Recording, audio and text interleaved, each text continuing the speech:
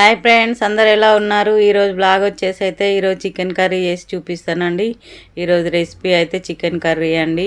నేను ఎలా చేస్తానో మీకైతే చూపిస్తానండి. ఇలా గ్రేవీ చిక్కగా రెడ్గా కలర్ కనబడేలాగా, ఇంకా చూడ్డానికే బాగా కనబడేటట్టు టేస్టీగా ఉండేటట్టు నేను ఎలా చేస్తానో మీకైతే చూపిస్తానండి. ఇది చికెన్ రైస్లోకైనా, బగారాలోకైనా, ఇంకా చపాతీలోకైనా ఎలాగైనా తినొచ్చండి.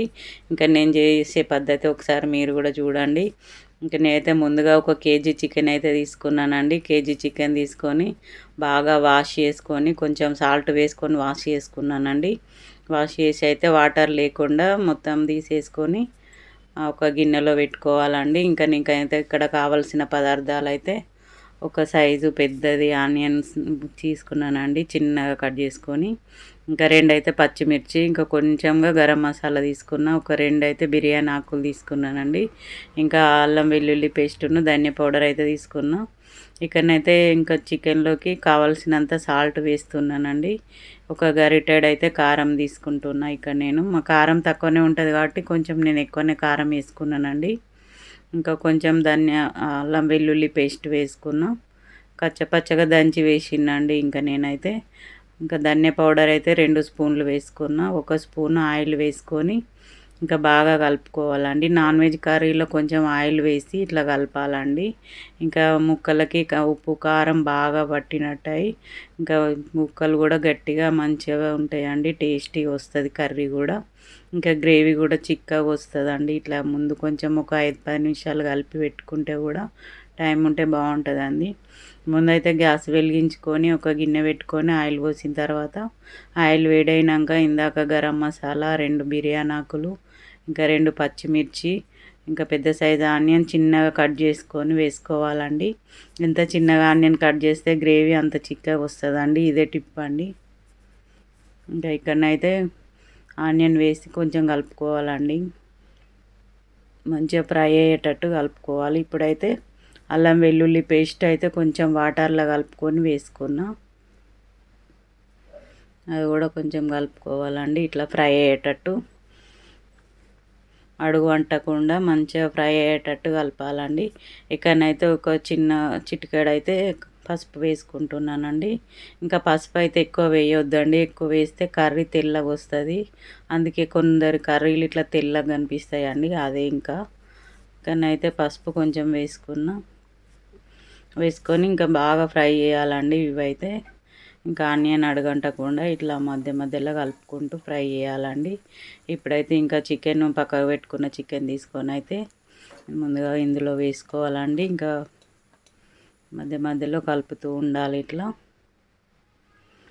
ఇంకా చికెన్ మధ్యలో ఇట్లా కలిపి మొత్తం కలపాలండి. పీసెస్కి అంతా ఆయిల్ పట్టేటట్టు ఇట్లా కలుపుతూ ఉండాలండి. ఇంకా అడుగు పట్టకుండా, ఎందుకంటే కొంచెం మంట ఎక్కువ పెట్టి ఉంటుంది కాబట్టి ఇంకా అడుగు పడుతుంది. ఇంకా నాన్ వెజ్ కర్రీలో అడుగు పడితే ఇంకా వేరే స్మెల్ వస్తుందండి. అందుకే మధ్య మధ్యలో ఇట్లా కలుపుతూ ఉండాలి. ఇంకా చికెన్ అయితే అందరికీ వేయవచ్చు, కానీ నేను ఎలా చేస్తానో మీరే ఒకసారి అయితే ఇలా ట్రై చేయండి. ఇంకా కలిపిన తర్వాత ఇట్లా ఒక ప్లేట్ పెట్టేసి ఒక 5 మినిట్స్ ఉంచాలండి. ఉంచిన తర్వాత మళ్ళీ తీసి కలపాలండి, ఇట్లా అడుగు పట్టకుండా. ఇంకా ఒక 5 నిమిషాలు ఆగినా అప్పుడప్పుడు అడుగు పట్టేస్తూనే ఉంటుందండి. ఇంకా ఇప్పుడైతే కొంచెం మంట తక్కువ పెట్టుకున్నానండి. ఇంకా ఆల్మోస్ట్ ఫ్రై అవుతుంది. ఇంకా చికెన్ ఇట్లా ఫ్రై అయ్యి కొంచెం ఆయిల్ పైకి వచ్చిన తర్వాతనే ఇంకా మనమైతే వాటర్ పోసుకోవాలండి. ఇంకా ముందే వాటర్ పోస్తే ఇంకా ముక్క ఇట్లా తెల్లగా ఉండి నీ వాసన వస్తుంది. అసలు కర్రీ కూడా బాగా కనబడదండి, తెల్లగా కనబడుతుంది. ఇక్కడనైతే ఇంకా ఆల్మోస్ట్ ఉడికిపోతుందండి. ఇంకా ఆయిల్ కూడా ఇట్లా పైకి వచ్చేస్తుంది. ఇంకా అప్పుడప్పుడు ప్లేట్ పెడుతూ తీస్తూ మధ్య మధ్యలో కలుపుతూ ఉండాలి. ఇంకా ఆయిల్ అయితే ఇట్లా వచ్చేసిందండి. ఇప్పుడైతే ఇంకా వాటర్ పోసుకోవచ్చండి. ఇట్లా నాన్ వెజ్ కర్రీలకి ఇట్లా వెడల్పటి వాటిలలో వండితేనే ఇట్లా మంచి కలపడానికి మంచిగా వస్తుందండి. ఇంకా ఇట్లా అయితే కలపడానికి వస్తుంది, అడుగు పట్టకుండా కూడా ఉంటుంది. ఇప్పుడైతే నేనైతే కావాల్సినన్ని వాటర్ పోసుకున్నానండి. కొంచెం సూప్ ఎక్కువ ఉండి గ్రేవీ ఎక్కువ ఉండాలి అన్న వాళ్ళు ఇంకా కొన్ని వాటర్ పోసుకోవచ్చండి. నేనైతే కొన్నే పోసుకున్నాను, ఎందుకంటే చికెన్లో ఆల్మోస్ట్ మనం కొన్ని వాటర్ పోసినా ఆల్మోస్ట్ అదే గ్రేవీ ఎక్కువ అవుతుందండి. అందుకోసమని నేనైతే కొన్నే పోసిన. ఆల్రెడీ ఆయిల్లోనే ఉడికింది కాబట్టి ఇంకా అది ఇంకా 50%కి ఎక్కువనే ఉడికిపోయిందండి. ఇంక ఇట్లనే మధ్య మధ్యలో ప్లేట్ పెట్టుకొని మధ్యలో ఒక 5 మినిట్స్ అట్లా ఉడికిస్తూ ఉండాలండి. ఇంకా నాన్ వెజ్ కర్రీలలో ఇంకా చికెన్ తొందరగా ఉడికిపోతుందండి. ఇక్కడనైతే ఆల్రెడీ దగ్గరకు వచ్చేసిందండి. ఇంకా గ్రేవీ కూడా చిక్కగా వచ్చేస్తుంది. ఇంకా చికెన్ ఆల్మోస్ట్ అయిపోయినట్టేనండి. ఇవి చపాతీలకైనా బగారా రైస్లకైనా చాలా టేస్ట్గా ఉంటుందండి. మనం ఎటన్నా ప్రయాణాలు వెళ్ళాలన్నప్పుడు ఇట్లా కొంచెం గ్రేవీ చిక్కగా ఉండేదే ఇట్లా తీసుకొని వెళ్తే చపాతీలకు బాగుంటుందండి కర్రీ కూడా. ఇంకా ఎక్కడన్నా వెళ్ళేటప్పుడు బయటికి ఎక్కడన్నా వనభోజనాలకని అట్లా వెళ్ళినప్పుడు కూడా ఇట్లా గ్రేవీ చిక్కగా ఉన్నదైతే మనకు తీసుకోవడానికి కూడా మంచిగా వస్తుందండి. ఇంకా ఆల్మోస్ట్ అయితే అయిపోయింది. ఆయిల్ కూడా పైకి వచ్చేసిందండి. ఇంకా ఆయిల్ పైకి వచ్చేసిందంటే ఇంకా నాన్ వెజ్ కర్రీ అయినా ఏ కర్రీ అయినా ఇంకా అయిపోయిందనే అర్థం.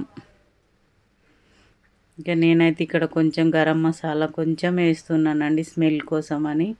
మేము ఎక్కువ గరం మసాలా ఎక్కువ యూజ్ చేయం కానీ ఇప్పుడైతే కొంచెం వేసిన. ఇంకా ఆల్మోస్ట్ అయిపోయింది. కొత్తిమీర కూడా వేసేసిందండి. కొత్తిమీర వేసిన తర్వాత ప్లేట్ అయితే పెట్టేస్తున్నానండి కలపకుండా, ఎందుకంటే స్మెల్ అట్లనే ఉంటుందని. ఇంకా అయిపోయిందండి కర్రీ అయితే. గ్యాస్ అయితే ఆఫ్ చేసేసిన. ఇంకా గ్రేవీ చిక్కగా ఇట్లా చూడ్డానికి రెడ్గా ఇట్లా బాగా కనిపిస్తుంది. టేస్ట్ కూడా చాలా బాగుంటుందండి. ఇంకా రైస్లకైనా బగారా రైస్ అయినా చపాతీ అయినా ఎలా అయినా తినొచ్చండి. చూడ్డానికైతే కలర్ఫుల్గా చాలా బాగుంటుంది. పిల్లలైతే చాలా ఇష్టంగా తింటారండి చికెన్ కర్రీ ఇట్లా కనిపించిందంటే. ఇంకా అయిపోయిందండి. ప్లేట్లోకి రైస్ వేడి వేడి రైస్ పెట్టుకొని ఇంకా ఇట్లా సర్వ్ చేసుకొని ఆనియన్ ఇంకా నిమ్మకాయతోటి తినేసేయాలండి. ఆనియన్ నిమ్మకాయతోటి ఇట్లనైతే తింటే వేడి వేడి అన్నం చాలా బాగుంటుందండి చికెన్ కర్రీతోటి. ఇంకా అంతేనండి. ఇలా చూసుకుంటే మీరు ఒకసారి అయితే ఇలా ట్రై చేయండి. నేను ఎలా చేశాను మీరైతే ఇలా ఒకసారి ట్రై చేసి చూడండి. చాలా బాగుంటుందండి. టేస్ట్ కూడా అంతేనండి. ఈ వ్లాగ్ మీకు నచ్చినట్టయితే లైక్ చేయండి, షేర్ చేయండి, సబ్స్క్రైబ్ చేయండి. ఇంకేమన్నా కామెంట్లు ఉంటే నాకు తెలియజేయండి. Thank you.